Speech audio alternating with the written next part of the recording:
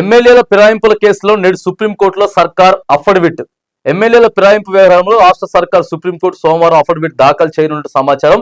Car గుర్తుపై గెలిచి party ఫిరాయించిన 10 మంది ఎమ్మెల్యేలపై చర్చలు, స్పీకర్ నిర్ణయం ఆలస్యానికి సవాల్ చేస్తూ ఈ ఏడాది జనవరి 15న బీఆర్ఎస్ పార్టీ సుప్రీంకోర్టులో వేసింది కాబట్టి ఇవాళ అఫిడవిట్ దాఖలు చేయాల్సిందే. అఫిడవిట్ దాఖలు చేయాలి కాబట్టి ఇలా దాఖలు చేస్తా ఉన్నారు. మరి ఇది బెంచ్ మీదకి వస్తుంది, ఎల్లుండి 25వ తారీఖు వస్తుంది. 25వ తారీఖు రేపే, నిన్న హాలిడే ఉంది కాబట్టి సో ఇవాళ వేసేటటువంటి ప్రయత్నం అయితే చేస్తుంది. మరి ప్రభుత్వం ఎందుకు తీసుకున్నారు, సో మరి వీళ్ళు కరెక్ట్ నిజంగానే అందులోకి పోయినరా లేదా, ఎందుకు మీకు ఆలస్యమైంది, వీటన్నిటి మీద ప్రభుత్వం ఖచ్చితంగా వేయాల్సిందే. ఇలా ప్రభుత్వం వేస్తా ఉంది, రేపు మరి రాబోతా ఉంది.